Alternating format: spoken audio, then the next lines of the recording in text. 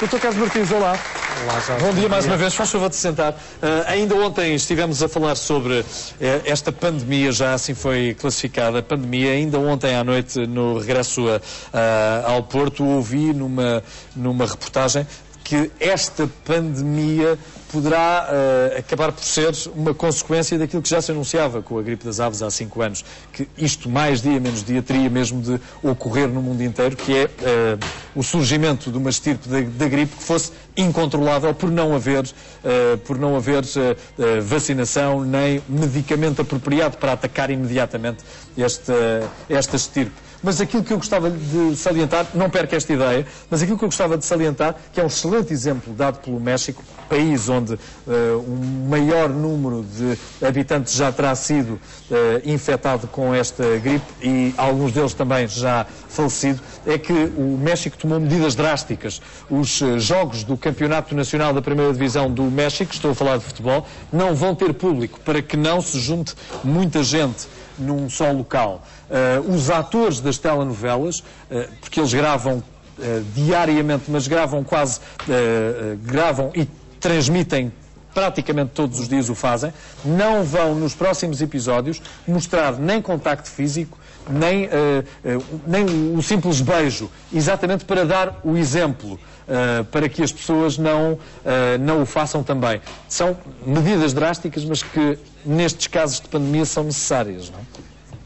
Antes de mais, bom dia. Bom dia, Jorge. Bom dia aos seus telespectadores. É verdade, são medidas drásticas, mas no caso da situação que se vive atualmente no México, são necessárias. Claro. Se será ou não o nosso futuro, ou seja, se daqui a algum tempo nós teremos que viver e lidar com essa realidade, ainda não sabemos.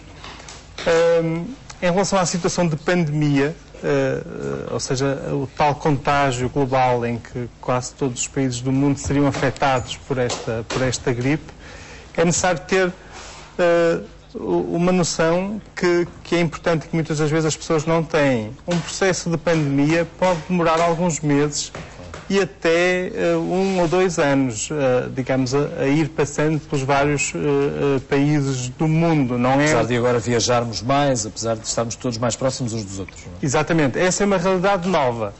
Quando, em comparação com as pandemias anteriores, por exemplo, a chamada gripe espanhola em 1918, essa é uma realidade nova. Ou seja, neste momento, o trânsito, a globalização faz-se sentir, de modo que existe um bocadinho essa perspectiva de como será desta vez, uma vez que existe um maior movimento das pessoas entre os vários países de todo o mundo. Apanhar um avião é quase como apanhar um autocarro. Exatamente. Um outro aspecto, uma outra mensagem que eu gostava de transmitir. Existe alguma expectativa no sentido de que, por exemplo, a última vacina que nós tomamos na última época gripal, no passado outono, confira alguma proteção em relação a esta gripe. Havia uma estirpe do vírus H1N1 que estava contido nessa vacina. É óbvio que ele, entretanto, sofreu mutação e neste momento tem algumas características diferentes. Mas é de supor e é expectável que essa vacina confira pelo menos alguma proteção no sentido da doença não ser tão severa, não ser tão intensa na pessoa que tenha sido vacinada. Nem todos os países aderiram a esse programa de vacinação.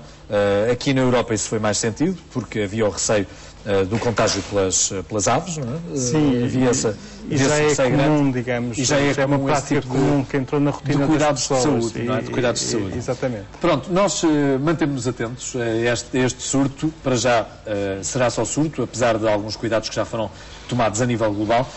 Hoje vamos falar com o Dr. Carlos Martins sobre os joanetes. O que são, afinal de contas, os joanetes?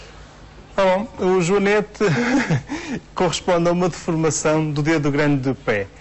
E acho que, mais do que as palavras, com certeza que as imagens ajudarão a perceber e a compreender. É normal existir uma certa angulação nesta região do pé, ou seja, do dedo grande do pé. Existe aqui um ângulo que se forma, que é natural e até fisiológico. Todos nós temos um ligeiro ângulo e esta pequena curva.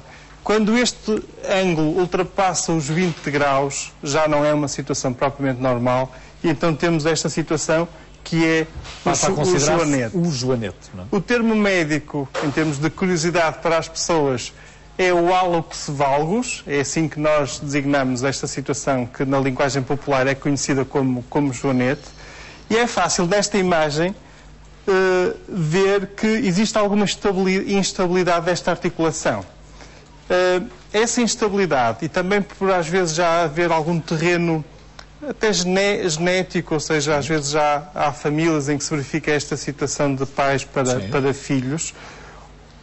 Também às vezes, por exemplo, o uso de calçado apertado à frente pode proporcionar que realmente este osso provoca aqui, essa deformação, não é? Exatamente, começa-se a inclinar, quase como que o dedo grande do pé aponta para os restantes dedos, e também existe uma certa rotação desta porção do dedo.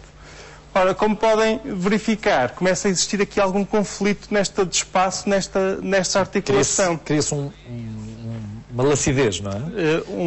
Um hiato. Um hiato aqui, deste lado, mas um aperto aqui. Claro. Nós, quando temos dois ossos, digamos, numa articulação, para a articulação funcionar bem, temos cartilagem de um lado, cartilagem do outro. A cartilagem permite o deslizamento do osso um sobre o outro, permite que a articulação funcione. E ao mesmo tempo tem que existir um certo espaço entre os dois ossos. Nesta situação, este espaço está comprometido. É como se estivesse assim, encostado.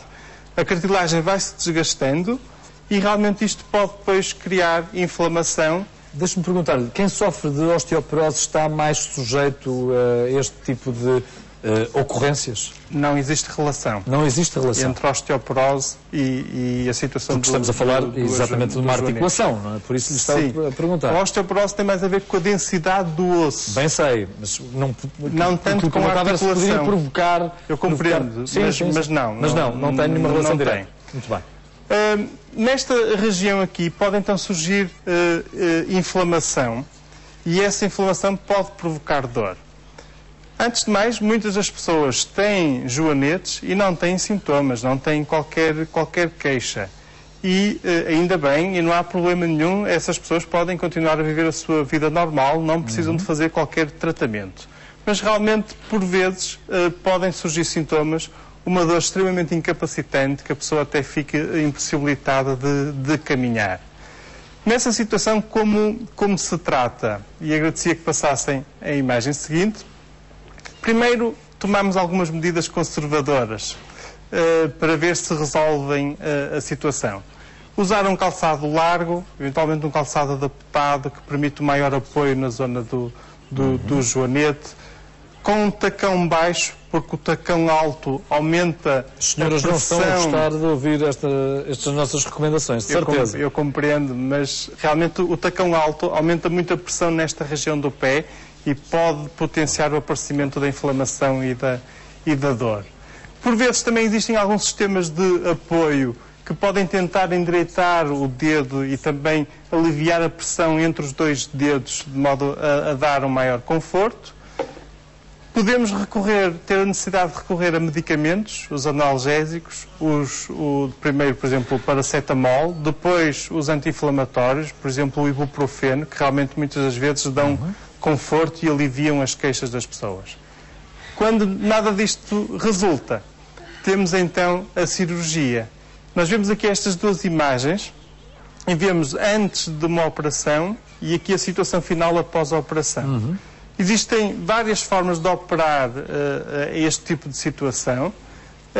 Neste caso aqui, por exemplo, retirou-se um pouco de osso aqui em cunha, aqui também de lado, e então a situação final foi esta, com o dedo direito, e desapareceu aquele ângulo que se verificava. Quais são os cuidados que devemos ter para que não acabemos por padecer do joanete? É o calçado? Sobretudo isso. Por vezes não está muito nas nossas mãos, ou seja, às vezes tem que aparecer, está dependendo do calçado que escolhemos, tem que aparecer e aparece. Realmente a situação do calçado é importante. Usar um calçado confortável e largo, que não aperte os dedos, pode contribuir para evitar esta situação. Estes são alguns tratamentos? Algumas das hipóteses de apoio e de que ajuda realmente a que as pessoas tenham algum conforto. E são estes os cuidados. Sim, senhor. Não sei se ainda tinha alguma imagem a seguir. Só um esclarecimento, exatamente, porque as pessoas fazem muitas se a gota A gota tem alguma relação com o joanete ou não? A verdade é que não tem. Pode existir gota numa pessoa que não tenha joanete, mas também pode existir numa pessoa que tenha. Claro. A gota não tem nada a ver com este mecanismo, tem a ver com o ácido úrico em excesso. E na situação da gota aparece sobretudo uma inflamação, a vermelhidão que Não há confusão entre a gota e o joanete. Muito obrigado, Dr. Carlos Martins.